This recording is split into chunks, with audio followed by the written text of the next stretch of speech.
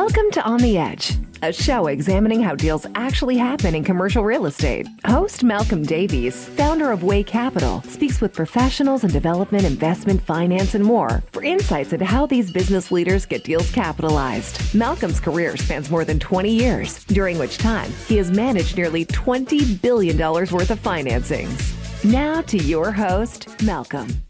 Hi, everyone. Welcome to the next edition. I am honored to have a great personal friend of mine today, Gian Pazzia, and with KBKG. And Gian, you're maybe not on my 100th episode, but Gian, welcome to On the Edge.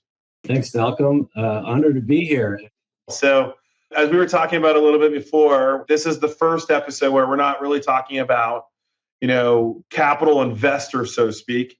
We're really talking about something that I think is really critical and why a lot of folks do invest in commercial real estate. So, John, maybe if you could, for the audience, to say, give a background of KBKG, yourself, and what you guys do. Yeah, so KBKG, we help real estate owners, businesses, and CPAs find massive tax savings through tax credits, incentives, and various proven tax strategies. We've been doing this for over 25 years. We have thousands of clients. Cost segregation is a big part of what we do, but we do a number of other incentives for businesses. So, my personal background, I'm not a CPA. I'm actually a structural engineer. I fell into this 25 plus years ago, coming out of college, realizing I didn't want to sit behind a computer and design structural beams inside of buildings. And ended up working for a company called Arthur Andersen out of Chicago. We're a big CPA firm, and they were looking for engineers. So it was kind of an interesting fit for me. And here we are today. Well, that's great. And it's always great to be an engineer working in accounting. This seems like it's an oxymoron. Okay, so let's get into it. I think there are definitely a lot of tax tools as it relates to investing in commercial real estate. And you had mentioned something a little earlier, but the one that most people have some knowledge about is certainly cost segregation. Can you give the audience a bit about what that actually is? And then we can get into maybe more specifics on it. But let's give a firm foundation of this. Yeah. Let me break it down. So cost segregation is a way for real estate investors to pay less in income tax by speeding up how fast parts of the building are written off. And so normally the tax rules say that you have to write off your building structures really slowly. So for commercial buildings, it's 39 and a half years, but not everything inside the building lasts that long. And so over the years, Congress has kind of made complex rules, but stuff like if you're in an office building, the vinyl floors or carpeting or the break room cabinetry or the electrical wiring that is connected to the computers, all of this stuff can be written off quicker than the 39 years. And so a cost segregation study breaks the property into all its different pieces, and you get to write off a lot of those pieces in year one instead of 39 years. And so really what we're talking about is taking a bigger tax deduction right away, which means keeping more of that money that you can reinvest into other projects. And really we're talking about a time value of money play, right? Which in real estate is huge, right? So to put numbers behind it, let's say you buy a building for $2.7 million, or let's use actually $3.9 million. I'm going to use these numbers for a reason and you'll see why. Let's assume that there's no land value, okay? Because when you buy a building, you're supposed to separate the land and whatever the building is worth is what you get to write off, right? So let's say the building is $3.9 million. That would mean that you normally get to write off $100,000 each year for 39 years, okay? But if you do a cost segregation study, as much as 25% of that building could be written off right away. Mm-hmm. And so you just do the math there. What is that? 25%, you're looking at over $1 million that could be written off potentially in year one. And there's some different tax rules at play. Some of you guys, your listeners probably know what bonus depreciation is. Mm-hmm. Right now, that means you can write them off even faster than normally you're writing this stuff over 5 or 15 years. But that's the difference. You're looking at $100,000 if you write it off over 39 years versus potentially $1 million or more. I mean, look, that's amazing. So, as anything, when it comes to taxes, there's always rules and things that you need to be careful to review and understand. So, generally speaking, how does it actually happen? So, if you're, myself or yourself, we passively invest. Not only do I run a structured finance company, but I also invest in commercial real estate. So, generally speaking, how does this work for someone that's investing as a limited partner in a commercial real estate office building? Well, let's use office, maybe not, but multifamily project, for example. Sure. Yeah, look, it's usually going to be the GP that determines whether they're going to do a cost seg study. And if you're one of the bigger LPs in the deal, you should be requesting it if you know that you can benefit from cost segregation. And so, yeah, I mean, look, cost segregation, what's interesting, it's going to benefit different people in the deal because it's all based on your tax situation. Mm-hmm. If you are a limited investor and it's your only investment, you might not need extra deductions. If, let's say, most of your income is coming from your medical practice, let's say you're a doctor, right? Yep. And you have one real estate investment over here. The rules typically say you're not allowed to use your deductions from real estate against your, what I'll call active income, your normal income. Right. But you can use it against other real estate investments if you're a passive investor. I think a lot of people in the real estate game, they strive to meet this requirement to become a real estate professional for tax purposes. Mm-hmm. Once you kind of hit this criteria and you meet that definition for tax purposes, you can use any deductions that you create on any investments against other income. And so anyway, I'm not sure if that answers your question. You're getting into the next stage of stuff, which I do like and I do appreciate. Maybe we'll take that into the second on the edge with you, because you're hitting what's called the real estate professional status, which I think requires you to work 750 hours as a quote unquote, commercial or a property owner. I think I'm excited to talk about that, but before we get there, the cost segregation component, you talk about a study, you have losses that might be on other investments. Those losses can offset gains on other, commercial real estate investments or real estate investments. Just inherently by using the kind of the acceleration of this, generally speaking, make sure that the investor understands what does it mean to get that cost segregation? What does it mean to accelerate the depreciation in all reality? And, like how much, how active should they be with their general partner in their discussions about this segregation study?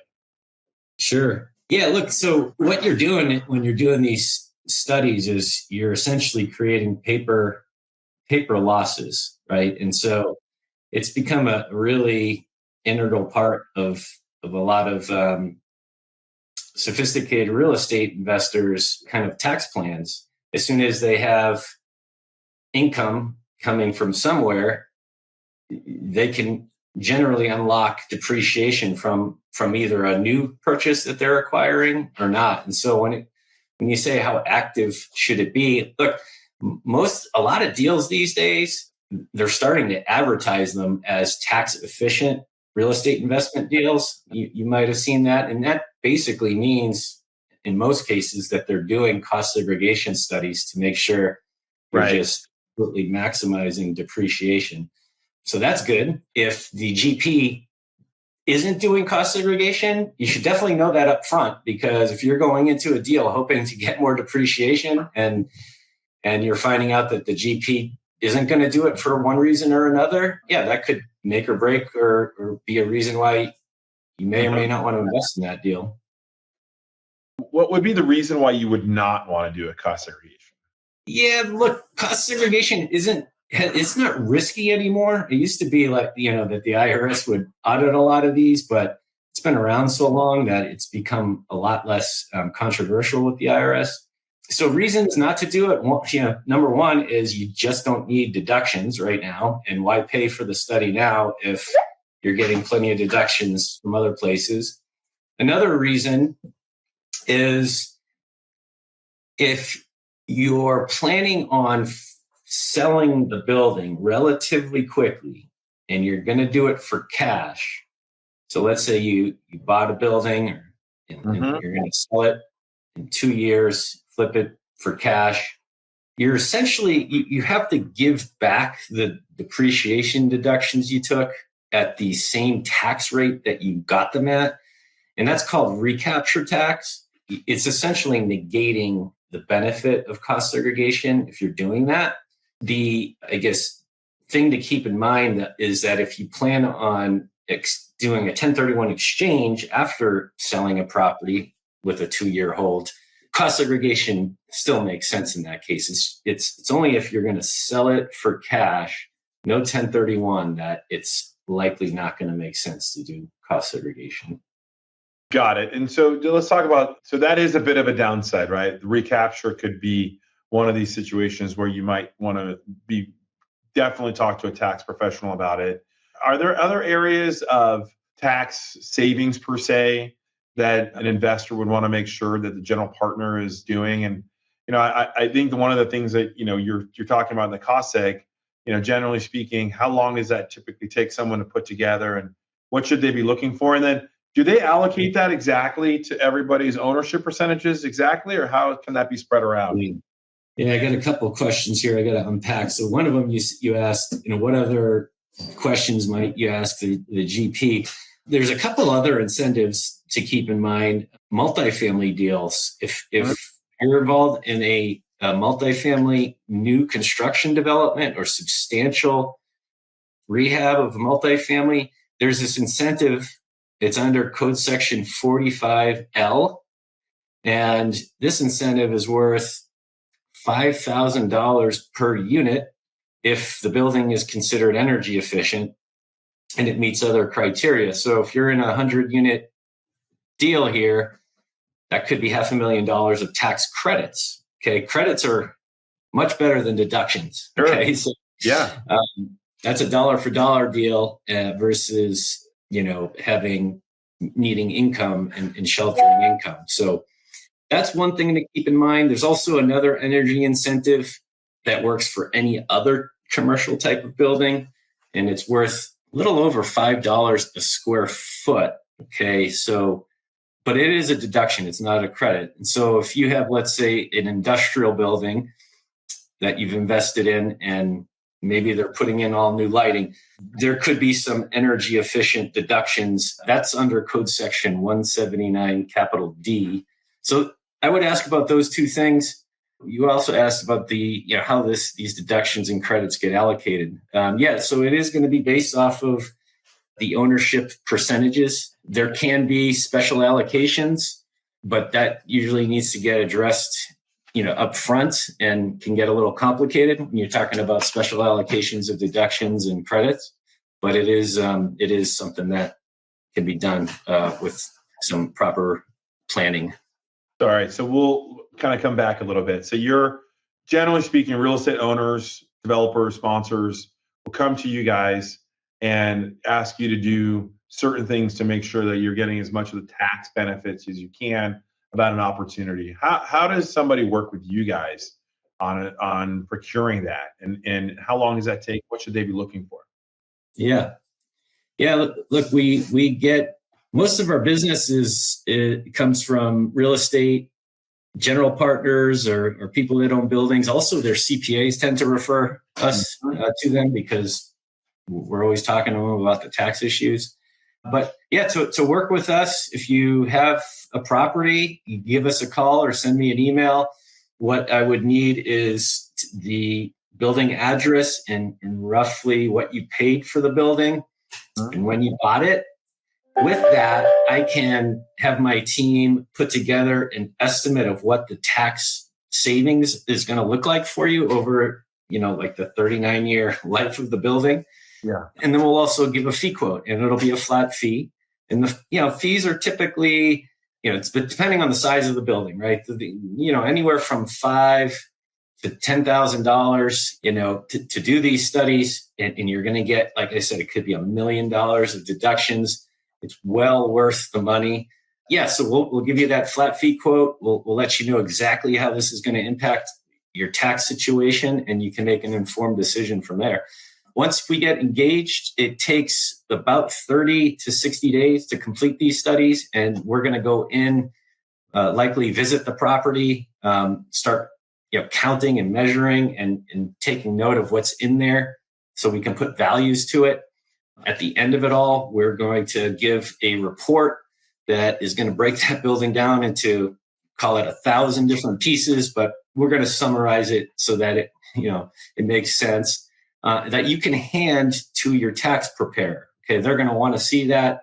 It's really important that it's done by a firm like ours that's credible. If it does get audited by the IRS, they are going to want to see a third-party company that does these studies. You guys are doing things in the smaller scale too. So the residential kind of segregator, which you don't normally see as much because of the size and the like. So is that something you guys created, or what? Tell us more about what that is, and what's the design of that for? Is that for? Yeah. So we launched this software that you can do cost segregation studies yourself for smaller properties. We launched this back in 2016, got a lot of real estate owners and CPAs using it. And right now it's available to anyone that has a residential building with 6 units or less that has a depreciation basis of 1.2 million or less, right? So you got 6 units up to 1.2 million of building value. Right. Yeah, and you can go on there. It takes 15 minutes, and you can get a cost segregation study for $500. Amazing. That's very cool. Okay, so we chatted about this a little bit earlier, and I think it's important for the audience maybe to learn about this one, but the real estate professional status. So obviously, it's easy to understand. You can have gains and losses on your passive income. Generally, that's where the cost segregation comes to play. Where many people get hung up who are non-professional real estate folks, I should say, or many people, frankly, even in the industry, get a little confused between ordinary income or active income and passive income, and how the IRS looks at those two together. But there is some kind of quote unquote, I wouldn't call it a loophole, but it's something about having, if you're an active real estate investor as a general partner and the like, and you work enough hours, you can then ultimately qualify to do this as quote unquote against active income. Maybe chat about how that's possible and what people need to do or think about. Yeah, there's a couple of strategies. Look, the criteria, you mentioned it. If you look at the regulations, you have to work 750 hours or more in real estate. And there's the devil's in the details. It really means you have to be kind of managing properties, or there's all types of exclusions of what can't count in those hours. So it can be difficult to get over that hurdle, because it also has to be like you can't spend more time in another area. So, for example, if you spend 1,500 hours as a lawyer doing your law business, and you spend 800 hours doing real estate, right? You still don't qualify, because the real estate hours have to be more than anything else that you do. And so anyway, some kind of strategies that some people are using, one of them is if you're married to a real estate professional and you file jointly, you're allowed to net your activities together. So let's say the doctor makes $1 million from their medical practice. and you buy, 5 or 6 properties together, and wife is managing those properties. She's literally going out, collecting the rent, dealing with the maintenance calls, calling in the repair guy, and she or he has 750 hours. You can use the deductions from that real estate. And so cost segregation is now you can create more deductions from that real estate and net those against your income from maybe your law practice. So that is a common strategy. I will say that you just want to make sure that, if you get audited, that you can prove that the spouse is doing the 750 hours and, it's 100% a legit strategy. There's another strategy out there, which is interesting. It's if you Google short-term rental loophole. Okay. And so this is an interesting one because if, passive real estate investing, when you buy a residential rental property and you're doing long-term leases, 1 year or longer leases, that's considered generally a passive activity, right? Well, short-term rentals kind of fall under a different category in the tax code. They even get a different depreciable life. So hotels are considered short-term rental properties. And those are depreciated over 39 years. Well, let's say a fourplex long-term residential rental is depreciated over 27 and a half years. Like an Airbnb short-term rental property has to be depreciated over 39 years. It's kind of weird, right? But here's where the loophole comes in. Because it falls under that category, that it's more like a hotel than it is a passive investment. So now you're not looking at this 750-hour rule anymore. And instead, you have to materially participate in that business activity. In outside of real estate, to materially participate in the business activity, you have to spend 100 or more hours in that business activity. And so a lot of doctors and lawyers are now buying short-term rental properties, 39-year life, doing cost seg studies. That 100 hours is a lot easier to meet. And that's another strategy that's out there. Or the same issue, though, if you do the number of hours that you commit to being a doctor versus the number of hours you commit to that. Doesn't have that same rule where no, that is only for real estate. See, the IRS is really, they really want to stop, for the most part, passive real estate investors from using it against non-passive income. Okay, I personally did not know that. That's a good one to learn. Okay, so and then when it comes to just making sure that the audience, this is clear. If you make $1 million in your active business, and then you have your professional business, or the example you gave, the husband and the works in this, or the wife works in this, and then the spouse, then is the real estate professional status. I just want to understand when they have their K-1s issued, okay, and those K-1s come back with a loss, for example, or money that's been spent, or this cost basis. Walk me through how they can apply that to ordinary income and actually lower their ordinary income tax basis in that situation. Maybe some real world examples there. Yeah, now you're getting into, it's funny. I'm not a CPA, but I could play one on TV for sure. And I married a CPA. I didn't have to do my own tax return. For this if you don't, because it'll get you in trouble or anything. So in terms of structurally how it flows through the K-1s and all that stuff. Look, if I can tell you from my own personal investments, my wife is a real estate professional. She retired from her job 5 or 6 years ago. She used to work in finance at CBRE, but we have 40 units that she manages. She meets the criteria. We report them on Schedule E on our tax returns. And, from my business, we do have, let's see, I'm an LLC, and we get our K-1s from our business. I know when it gets on the tax return, it gets offset. Malcolm, I wish I could tell you that, from a tax standpoint, how it all flows, but I'm not going to pretend. Yeah, you got it. No worries. So what are other things that you think that the audience would want to know about, either the energy efficiencies that are helpful in their ability to have the per units or the segs and the like? What are other things that you think that would be good for the audience before we let you go? Well, no, I mentioned that 45L tax credit for multifamily. That works really well for condo developments, even affordable housing investments.